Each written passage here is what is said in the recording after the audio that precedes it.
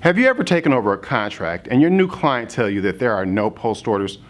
Well, it's happened to me before, and most of the time I think to myself, well, I understand why the client got rid of that other security guard company. Welcome to another 3-Minute Thursday. 3-Minute Thursdays is my web series where I provide security guard companies like you with the tips and tricks that I've learned over 15 years of being in the security guard industry, 10 of which I actively sold security guard services. Today, I'll be talking about the importance of post orders. I previously did a blog on post orders, which I'll link to in the card above someplace here. But today I'll be talking about how I set up my company's post orders when I was selling security guard services. First and foremost, let's keep in mind that I don't think that there's any one right way to set up your post orders, but there are some things that I think all post orders should include. So let's get started.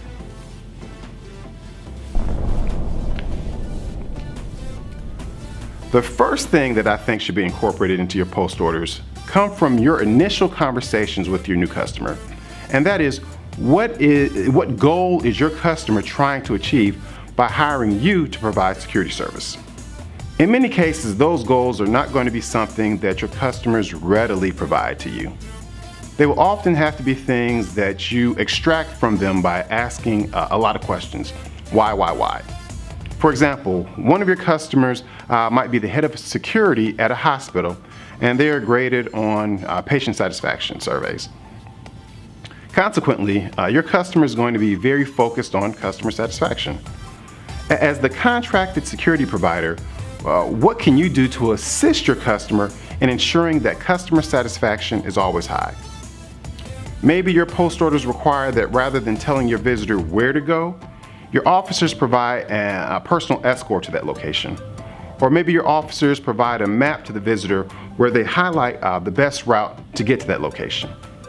Again, whatever your customer's goals are, you have to attempt to tie those into the post orders.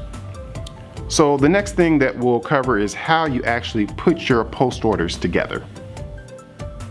I had a couple of templates that I used over the years to help me streamline the post order process, and I'll share a link to one of the older ones in the description below. It's the only one I could find, so I hope it helps.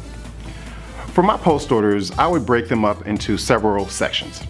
The first page always dealt with emergency procedures, followed by a table of contents, a site introduction that explained why we were there, and a facility map. After that, the post orders got into procedural documents and all of the associated forms. Now, after you've set up these beautifully crafted and thought out set of post orders, the real work begins. So why do I say that?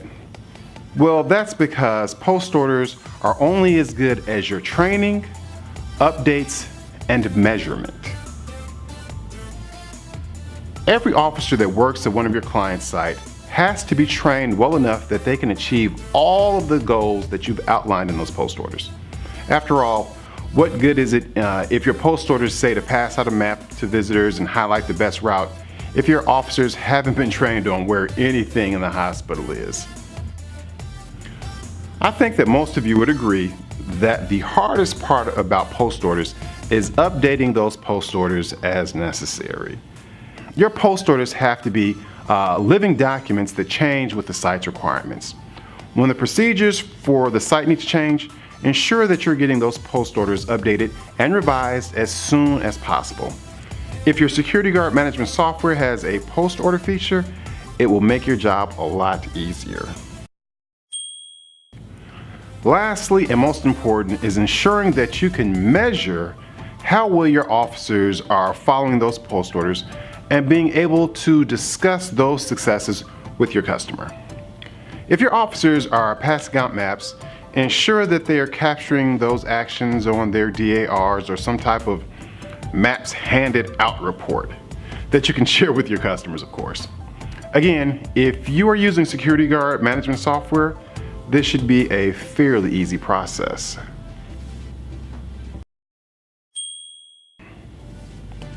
So those are my secrets for putting together functional post orders for your sites. I hope you enjoyed the video, and if you did like it, please click the like button below. And if you haven't already done so, please subscribe because you'd be helping me out a lot. Thanks everybody. See you next week and stay safe.